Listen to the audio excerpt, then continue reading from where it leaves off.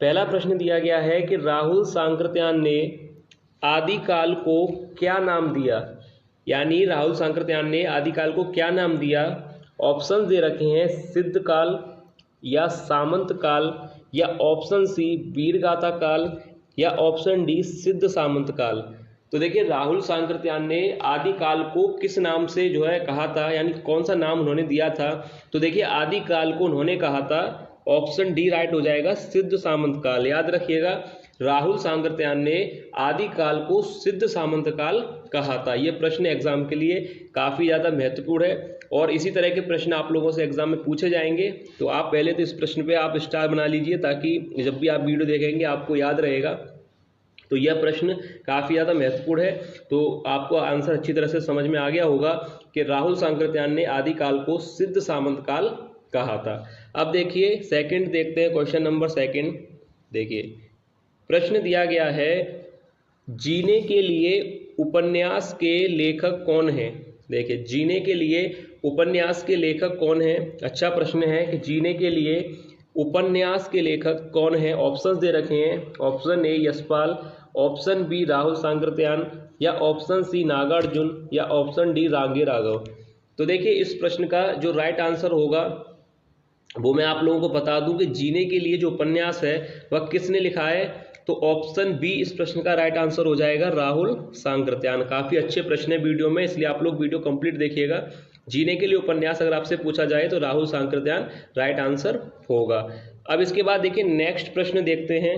देखिए प्रश्न दिया गया है कि व्याकरण दर्पण किसकी रचना है। व्याकरण दर्पण किसकी रचना है। ऑप्शन देखिए दे रखे हैं, पहला ऑप्शन दिया है श्याम सुंदर दास, option B Ramchandra Shukla, option C Kishoridas Vajpayee या ऑप्शन डी शिव पूजन साय।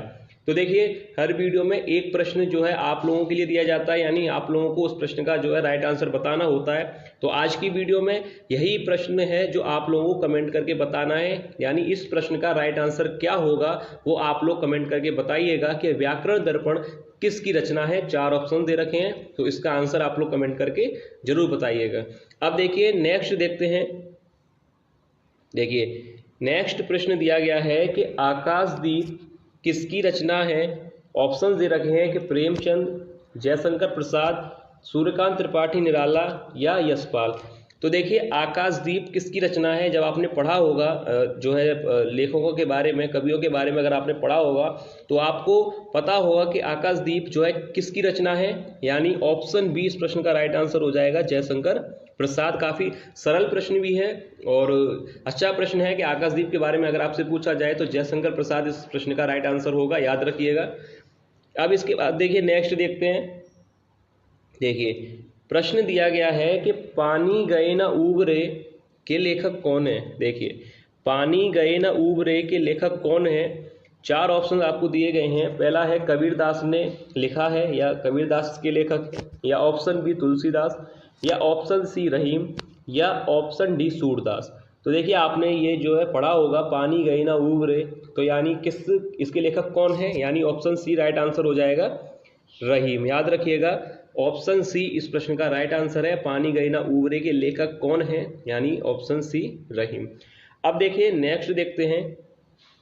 ज़्यादा प्रश्न नहीं है, फिर भी आप लोग वीडियो देखिएगा क्योंकि जितने भी प्रश्न हैं वो काफ़ी ज़्यादा महत्वपूर्ण है आपके एग्जाम के लिए। तो देखिए अब प्रश्न दिया गया है, अंधा युग किस प्रकार की रचना है। देखिए कितना अच्छा प्रश्न पूछा गया है कि अंधा युग किस प्रकार की रचना है। 4 ऑप्शन आपको दिए गए हैं, यानी उपन्यास है या काव्य है या ऑप्शन सी काव्य नाटक है या नाटक है। तो देखिए 4 ऑप्शन आपको दिए गए हैं कि अंधा युग की जो है किस प्रकार की रचना है। तो 4 ऑप्शन है, मैं आपको बता दूं कि अगर ये प्रश्न आपसे पूछा जाए तो याद रखिएगा कि अंधा युग किस प्रकार की रचना है। तो मैं आपको बता दूं इस प्रश्न का राइट आंसर है ऑप्शन सी, यानी अंधा युग जो है काव्य नाटक है। यहाँ पर देखिए ऑप्शन देखिए काव्य भी दिया है और नाटक भी दिया है। तो ना तो यहाँ पर अगर यहाँ पर काव्य नाटक ऑप्शन में दिया गया है तो ये ऑप्शन गलत है, याद रखिएगा। याद रखिएगा, अगर ये प्रश्न आपसे पूछा जाए और ऑप्शन में काव्य नाटक दे रखा है तो काव्य नाटक ही आप वहाँ पर आपको टिक करना है। काव्य और नाटक अलग से भी यहाँ पर ऑप्शन दिए गए पर वह गलत है। यहाँ पर ऑप्शन सी सही हो जाएगा। अंधा युग किस प्रकार की रचना है, यानी वह काव्य नाटक है। याद रखिएगा, ऐसे ही प्रश्न आपसे पूछे जाएंगे। हम वही प्रश्न लेते हैं वीडियो में जिनके चांसेस काफ़ी रहते हैं एग्जाम में आने के। तो देखिए क्वेश्चन आगे देखते हैं। देखिए प्रश्न दिया गया है कि निराला ने किस पत्र का संपादन किया। इस प्रश्न पे भी पहले आप स्टार बना लीजिए, एग्जाम के लिए काफ़ी अच्छा प्रश्न है। निराला ने किस पत्र का संपादन किया।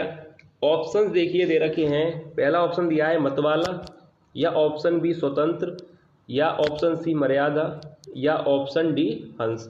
तो देखिए यहाँ पर दो ऑप्शन तो आपको क्लियर दिखाई दे रहे हैं कि गलत है। मर्यादा और हंस पत्रिका के तो ये संपादक नहीं है, आपको पता है मर्यादा और ये तो वैसे ही क्लियर यहाँ पर गलत हो गए।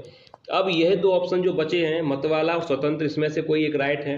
यानी निराला ने जिस पत्र का संपादन किया था उसका नाम है ऑप्शन ए मतवाला। याद रखिएगा, निराला ने यानी सूर्यकांत त्रिपाठी निराला ने किस पत्र का संपादन किया था, मतवाला पत्र का। याद रखिएगा, ऐसे ही प्रश्न जो है आपको एग्जाम में देखने को मिलेंगे। तो देखिए अगर पूछा जाए कि सूर्यकांत त्रिपाठी निराला ने किस पत्र का संपादन किया तो याद रखिएगा मतवाला इस प्रश्न का राइट आंसर होगा। अब इसके बाद देखिए नेक्स्ट प्रश्न दिया गया है। देखिए प्रश्न पूछा गया है कि कीर्ति पताका की रचना किसने की। ऑप्शन दे रखे हैं सूरदास ने, या ऑप्शन बी चैतन्य ने, ऑप्शन सी तुलसीदास ने, या ऑप्शन डी विद्यापति ने। तो देखिए कीर्ति पताका की रचनाकार कौन है, यानी किसने जो है कीर्ति पताका को लिखा है, यानी इसके रचनाकार कौन है। तो मैं आपको बता दूं, अच्छी तरह से याद रखिएगा, ऑप्शन डी यानी विद्यापति इस प्रश्न का राइट आंसर होगा। कीर्ति पताका की रचना किसने की थी, विद्यापति ने। याद रखिएगा, अच्छा प्रश्न है। कीर्ति पताका के रचनाकार के बारे में आपसे पूछा जाए तो विद्यापति जो है इस प्रश्न का राइट आंसर होगा। अब देखिए इसके बाद नेक्स्ट प्रश्न देखते हैं। कंप्लीट वीडियो देखिएगा आप लोग। अगर वीडियो पसंद आए तो लाइक जरूर कीजिएगा और चैनल को सब्सक्राइब जरूर कर लीजिएगा। अब देखिए नेक्स्ट प्रश्न दिया गया है, मृगावती किसकी रचना है। मृगावती किसकी रचना है। ऑप्शंस दिए गए हैं। पहला ऑप्शन है जायसी, या ऑप्शन बी घनानंद, या ऑप्शन सी कुतुवन, या ऑप्शन डी चैतन्य। अब देखिए चार ऑप्शन दिए गए हैं कि मृगावती किसकी रचना है। तो सरल प्रश्न है इसलिए ज़्यादा समय नहीं लेंगे इसमें। ऑप्शन सी इस प्रश्न का राइट आंसर हो जाएगा, यानी कुतुवन। याद रखिएगा, मृगावती किसकी रचना है, कुतुवन की रचना है। अच्छा प्रश्न है, तो याद रखिएगा मृगावती के बारे में पूछा जाए तो यह रचना कुतुवन की है। अब इसके बाद देखिए नेक्स्ट प्रश्न देखते हैं। देखिए नेक्स्ट यहाँ पर प्रश्न दिया गया है, पंच परमेश्वर कहानी किसकी रचना है। इस पे भी पहले आप स्टार बना लीजिए, ये भी प्रश्न एग्जाम के लिए काफ़ी अच्छा है कि पंच परमेश्वर कहानी किसकी रचना है। ऑप्शन दे रखे हैं अमरकांत की, या ऑप्शन बी प्रेमचंद की, या ऑप्शन सी यशपाल की, या ऑप्शन डी जैनेन्द्र की। तो देखिए पंच परमेश्वर कहानी किसकी रचना है, अगर ये प्रश्न आपसे एग्जाम में पूछा जा सकता है क्योंकि अच्छा प्रश्न है एग्जाम के लिए। पंच परमेश्वर कहानी के लेखक कौन है या किसकी रचना है। तो याद रखिएगा इस प्रश्न का जो राइट आंसर है यानी ऑप्शन बी प्रेमचंद। पंच परमेश्वर कहानी के लेखक रचनाकार कौन है, प्रेमचंद यानी मुंशी प्रेमचंद इस प्रश्न का राइट आंसर है। याद रखिएगा। अब देखिए इसके बाद नेक्स्ट प्रश्न देखते हैं। देखिए प्रश्न देखिए कितना अच्छा प्रश्न दिया गया है, देवसेना किस नाटक कृति की स्त्री पात्र है। अब देखिए कितना अच्छा प्रश्न है और हिंदी की परीक्षा में ऐसे प्रश्न अगर ना पूछे जाएं हो नहीं सकता। ऐसे ही प्रश्न जो आप लोगों को एग्जाम में देखने को मिलेंगे। प्रश्न देखिए कितना अच्छा दिया गया है कि देवसेना किस नाटक कृति की स्त्री पात्र है। यानी ऑप्शन पहला दिया गया है कि आषाढ़ का एक दिन, या चंद्रगुप्त, लहरों के राजहंस, या ऑप्शन डी स्कंदगुप्त। तो याद रखिएगा अगर ये प्रश्न आता है तो अच्छी तरह से याद रख लीजिएगा, ऑप्शन डी यहाँ पर जो दे रखा है यानी स्कंदगुप्त इस प्रश्न का राइट आंसर होगा। देवसेना किस नाटक कृति की स्त्री पात्र थी, स्कंदगुप्त की। याद रखिएगा ऑप्शन डी राइट आंसर हो जाएगा स्कंदगुप्त। अच्छा प्रश्न है, ऑप्शन डी यानी स्कंदगुप्त इस प्रश्न का राइट आंसर है। अब देखिए इसके बाद नेक्स्ट प्रश्न देखते हैं। देखिए प्रश्न दिया गया है रामचंद्रिका की रचना किसने की? रामचंद्रिका की रचना किसने की? ऑप्शन दे रखे हैं सेनापति, ऑप्शन बी केशव दास, ऑप्शन सी देव या ऑप्शन डी भूषण। तो देखिए 4 ऑप्शन दिए गए हैं, तो इसमें से एक सही है, रामचंद्रिका की रचना की थी, यानी ऑप्शन बी केशव दास जो है सही है। इस प्रश्न का आंसर रामचंद्रिका की रचना की थी केशव दास ने, याद रखिएगा। अच्छे प्रश्न है आज की वीडियो में, तो अच्छी तरह से आप लोग वीडियो कंप्लीट जरूर देखिएगा, स्किप मत कीजिएगा। देखिए रामचंद्रिका की रचना अगर आपसे पूछी जाए तो आंसर हो जाएगा केशव दास। अब इसके बाद देखिए नेक्स्ट प्रश्न यहाँ पर दिया गया है।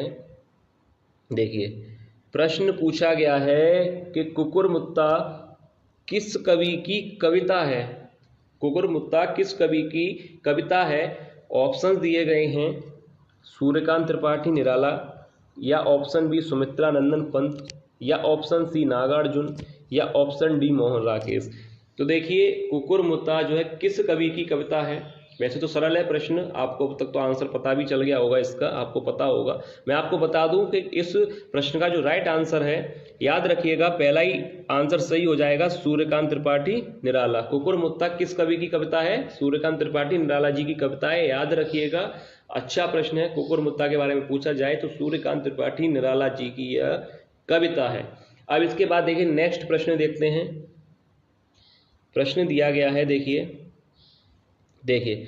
प्रश्न देखिए कितना अच्छा प्रश्न पूछा गया है कि कलम का सिपाही के लेखक कौन है? कलम का सिपाही के लेखक कौन है? Option A Premchand, option B Amrit Rai, option C Amritlal Nagar, या ऑप्शन डी कमलेश्वर।